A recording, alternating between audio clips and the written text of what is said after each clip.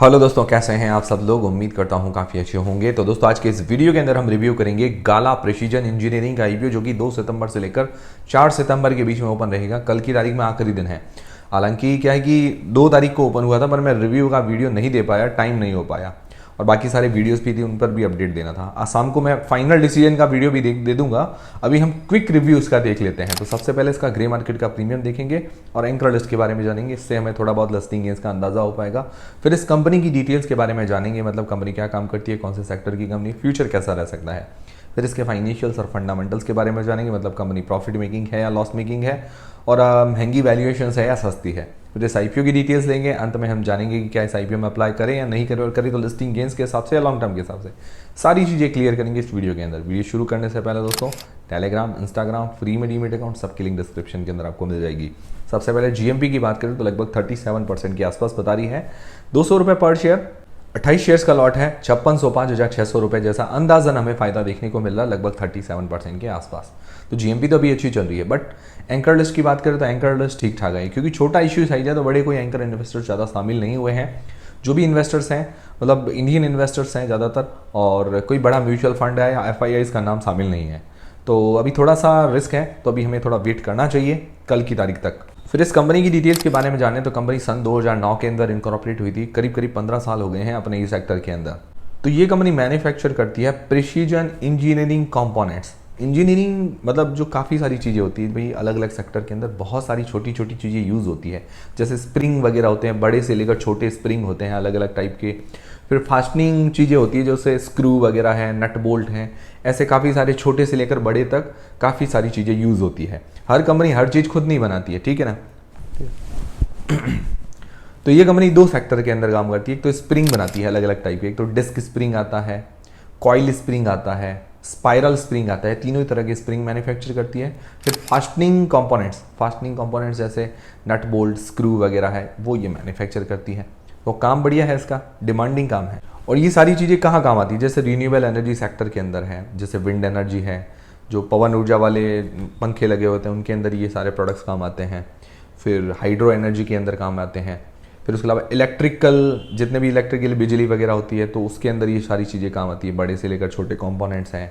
फिर railway sector के अंदर काम आते हैं, जनरल इंजीनियरिंग सेक्टर के अंदर काम में आते हैं। तो काफ़ी सारे ऐसे सेक्टर्स हैं जहाँ पर इसकी चीज़ों की ज़रूरत पड़ती है। एग्रीकल्चर है, ऑटोमोटिव सेक्टर है। तो ये इंडिया के अलावा 25+ कंट्रीज़ में अपना माल जो है एक्सपोर्ट करती है। 40% रेवेन्यू इसका एक्सपोर्ट से ही जनरेट होता है। जैसे बड़ी बड़ी कंट्रीज़ की बात करें, यूएसए वगैरह है, तो उसके अलावा 25 कंट्रीज़, और इसके पूरे वर्ल्ड के अंदर 175+ एक्टिव क्लाइंट्स है। काफ़ी अच्छी बात है। और इसकी 2 मैन्युफैक्चरिंग यूनिट्स है महाराष्ट्र के अंदर। तो काम बढ़िया है, डिमांडिंग काम लग रहा है।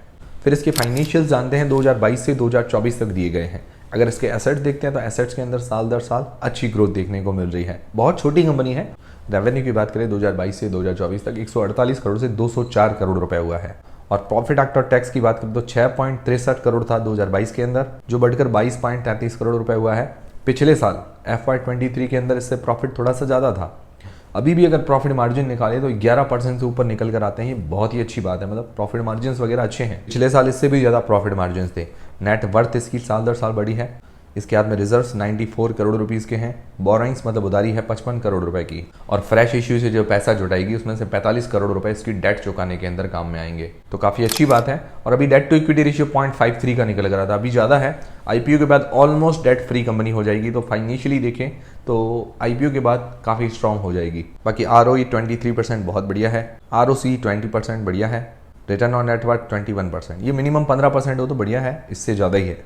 फिर इसका प्राइस टू अर्निंग्स रेशियो निकाले तो 23.94 का निकल कर आता है। और इसका रेवेन्यू है 204 करोड़ रुपए का। जो भी इसके पीयर कंपीटिटर्स वगैरह हैं उनसे सबसे छोटी कंपनी है ये। उनका PE 24.70 से 54 के आसपास निकल कर आता है। तो मतलब अगर इनके प्लेयर से कंपेयर करें अदर प्लेयर से तो सस्ती वैल्यूएशंस है। बट इतनी छोटी कंपनी है, उस हिसाब से वैल्यूएशंस थोड़ी और सस्ती करते तो और बढ़िया रहता। बाकी हाँ, अभी अपने कंपीटिटर से सस्ती है। मतलब इस वैल्यूएशंस को ओके वैल्यूएशंस कह सकते हैं, महंगी वैल्यूएशंस नहीं है। फिर इस आईपीओ की डिटेल्स के बारे में बात करें तो 2 सितंबर से लेकर 4 सितंबर के बीच में ओपन रहेगा। फेस वैल्यू है 10 रुपये पर शेयर। प्राइस में रखा गया 503 रुपये से लेकर 529 रुपये के बीच में। 28 मतलब 28 शेयर्स का लॉट है। टोटल इसका इश्यू साइज है 167.93 करोड़ रुपए का। बहुत छोटा इश्यू साइज है, T2D सेगमेंट वगैरह के अंदर लिस्ट होगा। फ्रेश इश्यू है 135 करोड़ रुपए का। OFS है लगभग 32 करोड़ रुपीज़ का। फ्रेश इश्यू ज़्यादा है, ये अच्छी बात है। रिटेल पोर्शन 35% का, लिस्टिंग डेट है 9 सितंबर को। ये होगी पूरी आईपीओ की डिटेल्स। अब मेन सवाल ये आता है कि यार आईपीओ में अप्लाई करें या नहीं करें, करें तो लिस्टिंग गेन्स के हिसाब से या लॉन्ग टर्म के हिसाब से।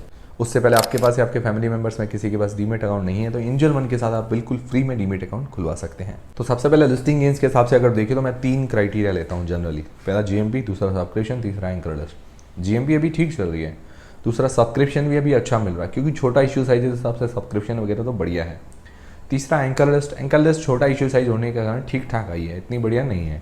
तो 2 पैरामीटर्स तो सही बैठ रहे हैं, ठीक है। तीसरा पैरामीटर थोड़ा सा रिस्क नज़र आ रहा है। तो अभी थोड़ा सा और वेट करें तो कल QIBs का सब्सक्रिप्शन भी आ जाएगा तो थोड़ा और आपकी सेफ्टी हो जाएगी। और बाकी अभी के लिए इतना ज़्यादा रिस्क नहीं नज़र आ रहा है, ठीक है। बाकी मेरी तरफ से अप्लाई करने नहीं करने का डिसीजन नहीं है।